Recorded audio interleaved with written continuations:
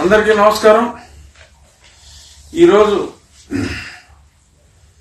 భగవంతుడైన శ్రీకృష్ణుడు అర్జునునికి కురుక్షేత్ర యుద్ధం జరుగుతూ ఉంటే తన బంధుమిత్రుని గురువుని నేను వారిపై యుద్ధం చేయలేను అని అస్త్ర సన్యాసం చేసిన అర్జునుడికి శ్రీకృష్ణుడు చేసిన ఉపదేశం ఈరోజు ఈ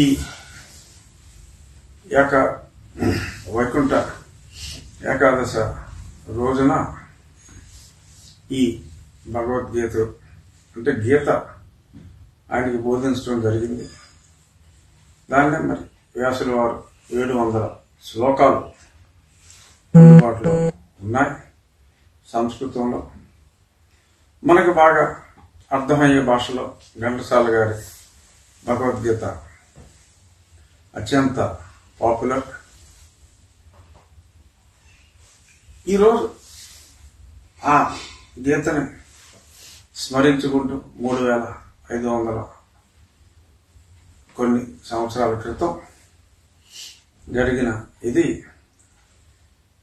హిందూ ధర్మానికి ప్రతీకగా, అంటే హిందూ రిలీజియన్ అనేది అప్పట్లో లేకపోయినా భగవద్గీతకి హిందూయిజంకి డైరెక్ట్గా సంబంధం లేకపోయినా గీతను హిందువులందరూ, హిందువులే కాదు జర్మనీలో కూడా భగవద్గీతను పాఠ్యాంశంగా కొన్ని పాఠశాలల్లో పెట్టడం జరిగింది. మరి అటువంటి గీతని ఈరోజు వీలున్న వాళ్ళు కనీసం కొన్ని శ్లోకాలైనా, మరి 4 పార్ట్లుగా ఉన్న ఇది జ్ఞానయోగం, కర్మయోగం, భక్తి యోగం, మోక్ష యోగం. ఎందుకు ఇంత ఎప్పుడు రాజకీయాలు, ఎప్పుడు ఇంకా కొందరు అరాజకీయాలు మాట్లాడే నేను ఈరోజు భగవద్గీత గురించి ఎందుకు ఇంతగా చెప్తున్నాను అని అంటే మీ అందరికీ తెలియదని కాదు, కానీ ఆ గీత తత్వాన్ని అలవర్చుకుంటే మనిషికి అపజయం ఉండదు. విజయం వస్తే పొంగిపోకు, గెలుపు వస్తే కృంగిపోకు. ఎందుకంటే అందరి జీవితాల్లో కూడా గెలుపులు ఓటములు సహజం కాబట్టి అన్ని రకాల ఇబ్బందులకి ఈరోజు ప్రతిపక్షం పడుతున్న ఇబ్బందులకు కానీ, పాలకపక్షం చేస్తున్న అరాచకాలకు కానీ, అన్నిటికీ కూడా ప్రజలకు కూడా ఒక సొల్యూషన్ అనేది ఆ గీతలో ఎక్కడో దగ్గర దొరుకుతుంది. సో అందుకనే మరి రేపు కోర్టులో కూడా భగవద్గీత మీద ప్రమాణం చేసి నిజం చెప్పమంటారు. సో కాబట్టి మరి రాజకీయ నాయకులు, మరి నిజం అంటే రాజకీయ నాయకులు అంటేనే అబద్ధాలు చెప్పే వాళ్ళని ఒక అప్రతిష్ట ఉంది. కాబట్టి ఈరోజు నేను I want to make a beginning. Elections లో భగవద్గీతని చేతపుచ్చుకొని నేను ఎలక్షన్ క్యాంపెయిన్కి తిరుగుతాను. అలాగే రాజకీయ నాయకులు వీలైనంత మంది, ఓట్లకు దీనికి సంబంధం లేదు, ఇది ఒక వర్గం ఓట్లను ఆకర్షించడానికి ఇంకొకటో కాదు, ఏదైతే మనం న్యాయ స్థానాల్లో ప్రామాణికంగా నిజం చెప్పడానికి మరి దాన్ని ఎంచుకున్నామో, అలాగే రాజకీయ నాయకుడు అంటే కేవలం అబద్ధాలు చెప్పేవాడే కాదు, నిజాలు చెప్తారు అనే ఉద్దేశంతో మరి ఈరోజు ఈ గీతా జయంతి సందర్భంగా మరి నేను తీసుకున్న ఈ నిర్ణయం మెజారిటీ ప్రజలు స్వాగతిస్తారు. ఇక్కడేమి రాజకీయాలు లేవు, కానీ మన గీతను మనం గౌరవించుకోవాలి. రాజకీయాల్లో నాయకులకి పడిపోతున్న విలువల్ని పరిరక్షించుకోవాలి అనే ఒకే ఒక ఉద్దేశంతో రాజకీయాలకు అతీతంగా మరి నాకు వచ్చిన భావన. ఇక నిజమైన భగవంతుడు కృష్ణ భగవాను గురించి మనం మాట్లాడుకున్నాం. ఇప్పుడు దైవం మానవ రూపంలో అవతరించని లోకంలో అనే పాట నాకు గుర్తొచ్చింది. ఒకసారి దీన్ని మీరు ఫోకస్ చేస్తారు. బొమ్మ చూశాక అప్పుడు మనం మాట్లాడుకున్నాం. జూమ్.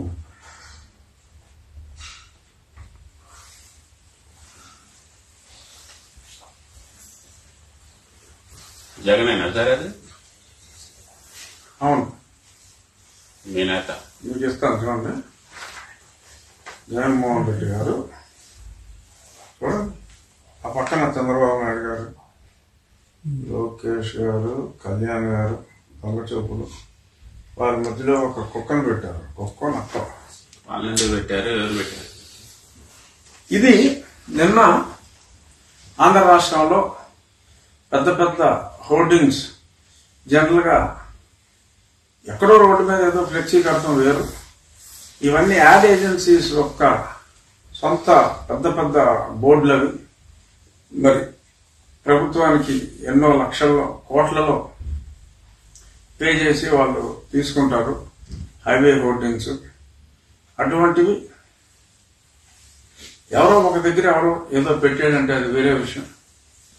జగనన్న కనెక్ట్స్ అనే పేరుతో కొన్ని పొలిటికల్ జననేత అని వీటితో పాటు అవి ఓకే. మరి ఇది కూడా మరి ఇవన్నీ కూడా పెట్టడం జరిగింది. మా భీమవరంలో, విజయవాడలో, గుంటూరులో, ఒంగోలులో, అలా ఎన్నో చోట్ల మరి ఎవరు అప్రూవ్ చేశారో కానీ ఓకే. తనను తాను భగవంతునిగా భావించుకోవటం కొత్తవి కాదు. బిఫోర్ క్రీస్తు పుట్టక పూర్వమే. ఎందుకంటే ఎందరో అభిమానించే, మనందరం కూడా అభిమానించే భగవత్ స్వరూపుడైన యేసుక్రీస్తు పుట్టక మునిపే 1000 సంవత్సరాలు, 1000 కాదు, ఆల్మోస్ట్ 1500 సంవత్సరాల పూర్వం, అంటే క్రీస్తు పుట్టడానికి ఈజిప్ట్ లో కింగ్ ని ఫారో అనేవారు. ఆ ఫారోస్ తమని తాము, సమ్ గ్రీక్ కింగ్స్ కూడా దైవంలాగా భావించేవారు. వారిని ఎవరైనా ముట్టుకుంటే, పొరపాటున పరిచారకులు ముట్టుకుంటే వారికి మినిమం శిక్ష మరణ శిక్ష ఆ రోజుల్లో. సో ఆ ఫారోలు పోయారు. ఆ తర్వాత మరి ఇప్పుడు ప్రజాప్రభుత్వాలు వచ్చినాయి. ప్రజాప్రభుత్వం వచ్చిన తర్వాత కూడా మరి ఇలా తమను తాము సాక్షాత్తు భగవత్ స్వరూపునిగా అక్కడ మరి ఆ గెటప్ అది చూస్తే మరి ఇప్పుడు మనందరం ఎంతో భక్తిగా కొలుచుకునే షిరిడి సాయిబాబా రీతిలో జీసస్ క్రైస్ట్ అంటే మనకు తెలిసిన జీసస్ క్రైస్ట్ ఎక్కువగా తెలుగు వారు కనెక్ట్ అయ్యేది విజయ్ చందర్ కనెక్ట్ అవుతారు. కరుణామయుడు సినిమాలో మరి ఒక గెడ్డం లేని కరుణామయుడిగా, అలాగే చిరుగడ్డం లేని మైనస్ గడ్డం అన్నమాట నేను చెప్పబోయేది. గడ్డం అడ్డం లేకుండా మరి జగన్మోహన్ రెడ్డి గారు చెదరని చిక్కటి చిరునవ్వుతో ఆయన ఆ కొండ మీద కూర్చొని పసిపాపల మధ్య చుట్టూ జనం అందరూ గుమికూడి కానుకలు దక్షిణలు ఇస్తూ వారి వారి చేతివృత్తుల వారు మరి వారు చేసింది ఇస్తున్నారా? మరి అందరూ కూడా ఈయనకి మనం తిరుపతి గుడికి వెళ్ళి ప్రదక్షిణ చేసి దండం పెట్టుకుని హుండీలో డబ్బులేస్తాం. ఆ మాదిరిగా వాళ్ళందరూ కూడా మరి కానుకలు ఇస్తున్నారు. మరి చిరునవ్వుతో వారు వారిని దీవిస్తున్నట్టుగా చాలా ఒక దేవకొండ ఋషికొండ సార్ వెనకాల కొండ కావచ్చు, ప్యాలెస్ కట్టకుండా ఋషికొండ కావచ్చు, చెప్పలేం. డప్పులు కూడా వాయిస్తున్నారు జనం. చాలా చాలా ఆర్ద్రతతో కూడుకున్న ఈ చిత్రం. అంటే ఒక ఆర్టిస్ట్ వేసిన దాన్ని ఇలాగా ప్రింట్స్ తీయటం జరిగింది. మరి జలాశయాలు అన్నీ ఉన్నాయి. మీరు సీఎం గారే డిజైన్ చేసుకున్నారట దీన్ని, నిజమే? అంటే ఇటువంటి ఆలోచన సాధారణ మానవులకు రాదు కనుక నేను మీ అభిప్రాయంతో ఏకీభవిస్తా. పైగా ఆయన తరచూ ఆ చంద్రబాబు నాయుడు, ఆ దత్తపుత్రుడు అనే వ్యక్తులను కూడా ఆ కొండ చాటున నక్కి నక్కి చూస్తున్నట్టుగా ఆ ప్రవేశపెట్టిన విధానం ఇది డెఫినెట్ గా. అంటే దాని ఉద్దేశం ఏంటి సార్? వెనకాల వాళ్ళు కూడా పెట్టు ఒళ్ళు బిడ్డ కూడా ఉన్నట్టున్నాడే చూడండి. కొంచెం పసిబాలుడు కూడా ఒళ్ళు ఉన్నట్టున్నాడు కదా. ఆ లాలన, ఆ ఆప్యాయత డెఫినెట్ గా. భుజం ఎక్కిన ఒక బాలిక, ఆ ఆర్ద్రత, ఆ సౌభ్రతత్వం నిజంగా ఇది అన్యజన అసాధారణం. సరే, ఎంతైనా ఒక వ్యక్తి బ్రతుకుండగానే దేవుడిగా ప్రజలు భావించడం ఒకటి, మరి అలా భావించని ప్రజల్ని భావించేలా చేయటంలో భాగంగా ముందు తనను తాను భావించుకోవటం కూడా ఒక అద్భుతమైన భావన. అలాంటి భావనలు అందరికీ రావు. ఏదైనా మా నాయకుడికి అంత చక్కటి భావన రావటం నాకు ఎంతో ఆనందాన్ని ఇచ్చింది.